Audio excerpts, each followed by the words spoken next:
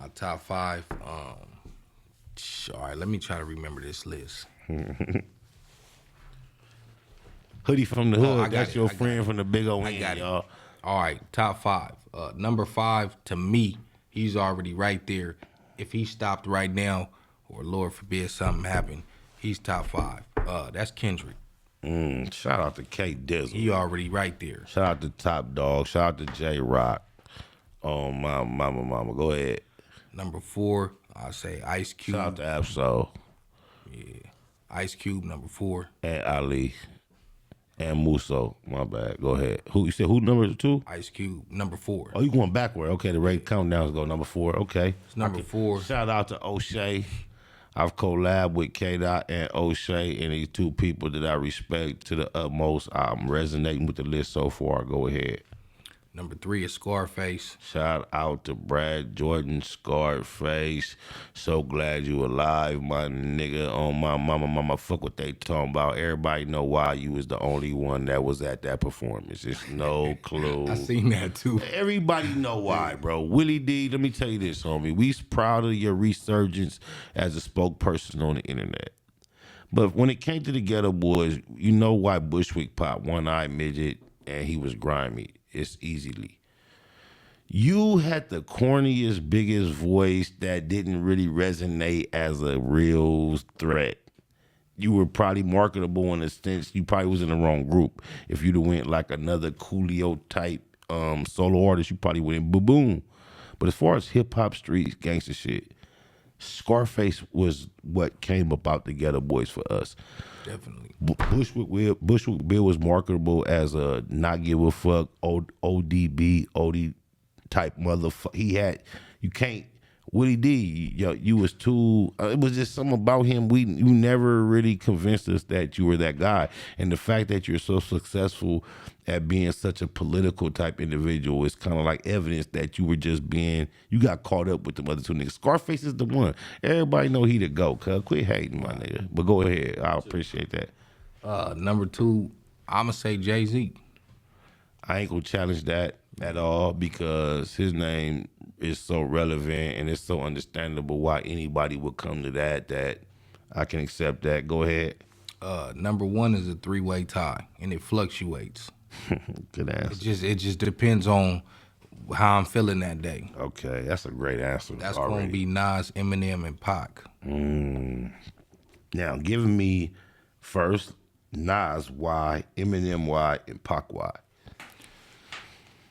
They all just do things that most the other people on the list I feel like can't do. I mean, I feel like Kendrick got the potential to be a Pac, but it's hard to get to that status because Pac is just, man, he was just a different type of dude, and he was so versatile, and he did so much in so little time, and his music still Kendrick resonates. Can outdo Pac when it comes to numbers, and still not outdo Pac when it comes to impact, influence, similar to how LeBron and Jordan. Right. They're going to eventually call LeBron the greatest. Right. But if you were present through both generations, you are aware that there's nothing to compare to the way that what Jordan did, and they're not adding up that LeBron has 3 inches of height. He has girth. All that, and he had a Jordan. It's a different. You're comparing. It's like comparing a motherfucking slot receiver to Gronkowski. Yeah. LeBron was able to play the same position that Jordan and Kobe played with 3 more inches and about 24 more pounds, and he was blessed with the enough ability to kind of facilitate that position. Right. But everybody that knows better knows it didn't look as graceful. It didn't look as sweet because you had 3 more inches. It took Jordan and Kobe 3 more inches to get up there and do what you did. Right. You was already there. Right. It looked more forceful. Everybody know you. It looks like you can just push defenders out the way and don't. So it's a difference. And I think that's what it is with the same thing. Like, you put Eminem. What name was we on? My bad. We was on Pac. Still on Pac. Pac. And then that's why I think, I don't know. Okay, and what number are you on? this is number one. It's a 3-way tie. 3-way tie. Okay, go ahead. So I was just saying, Pac to me is just, man, that run he had from Me Against the World to Hail Mary, not Hail Mary, the last one, Machiavelli. And then All Eyes on Me being a double disc, which each one is a classic by itself. Like, that's 4 straight right there. And you can't even sleep on the Thug Life album either that came out before that. So, I don't know. He just did a lot. And then when you go to the IMDb or the films and just the whole throwing in, it's like that. I don't know. That's why it's hard to get past Pac. Do you know at one point, at least up until like 2006-07 in the UK, their number one all-time record that crossed all genres, their cultural music plus the U.S. pop music that included Madonna, Elvis, the number one record ever in the UK went out was Dear Mama. I didn't know that. For a long time. I don't know if it still holds that title, but I mean, like, this was in like 05, 06, 07, 08. Dear Mama was the all-time number one record in the fucking UK. I don't know. And look, just think, the shit we praise Eminem for is for being able to be abstract, fast, tuck it, hide it, and make it slick. Right. And then Dear Mama is just like right in your face. Right in your face. Straight in to the your point. Plane, Right. Because the average person don't want to do that much thinking. I had to learn that the hard way, bro. The same thing that I'm saying about Kendrick is the same thing I can say about Eminem. Like, people don't want to. It's like a science project listening to these niggas. Like, don't nobody want to break down bars. I personally like that, so that's why they high up on my list. But the average person don't want to sit there and try to. What is the common denominator between Kendrick and Eminem that was able to get away with being too complex for the average ear? Their skin. No, the common. The common denominator, Dr. Dre. Oh my nigga.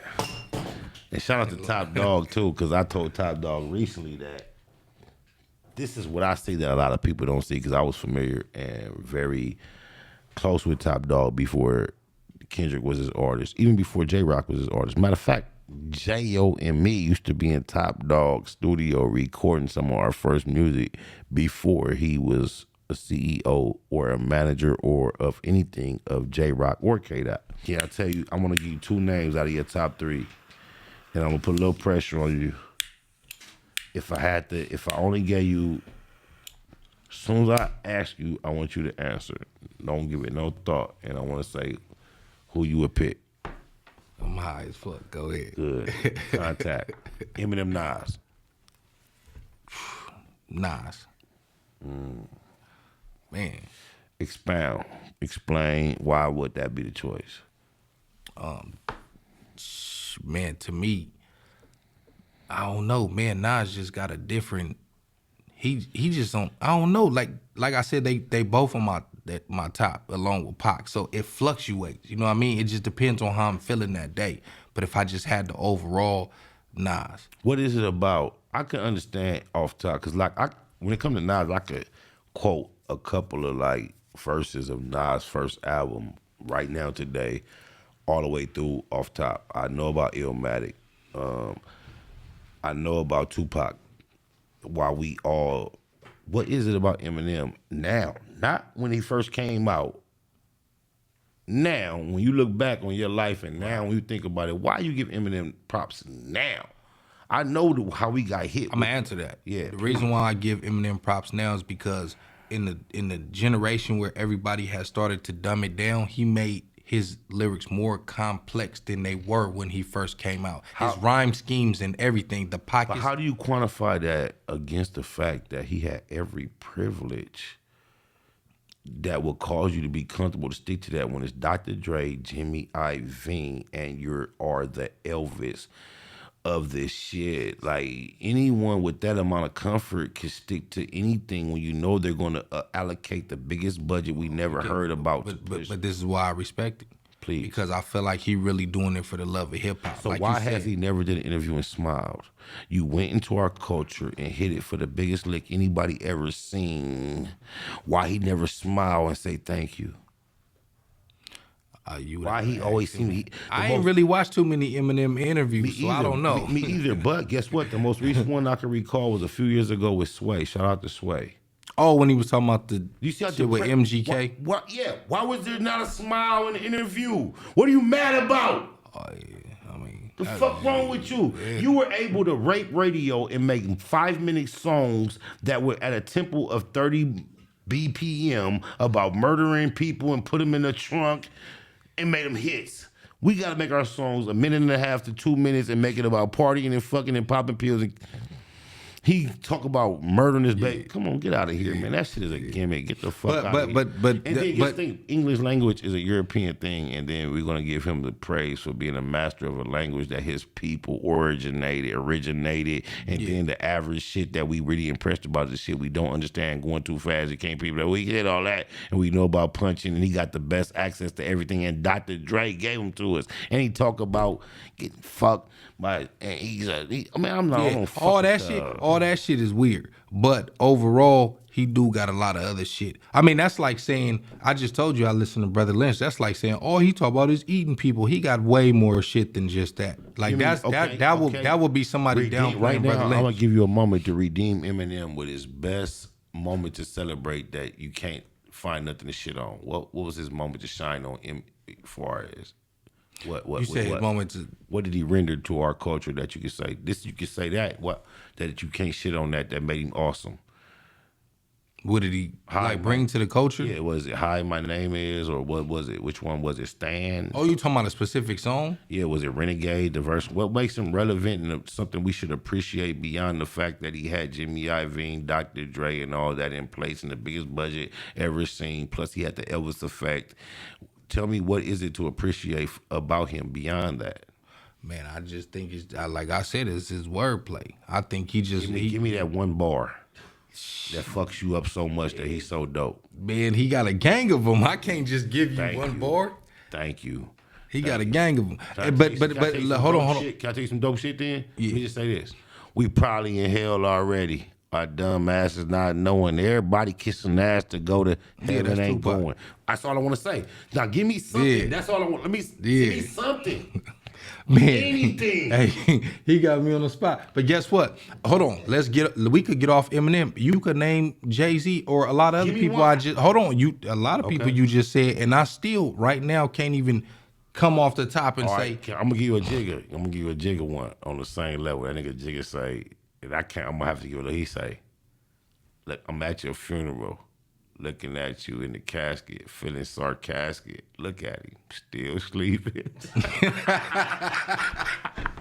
Give me something from Eminem. Anything. Hey, listen. Anything. Hey. No matter what I give you, I can already tell you he opposed what I'm saying, so it don't even matter. It don't even matter. I love Eminem, but I love Eminem because I'm a poet, artistic. I fuck with the shit. I know how he got, but I know he got duped. We got duped, nigga.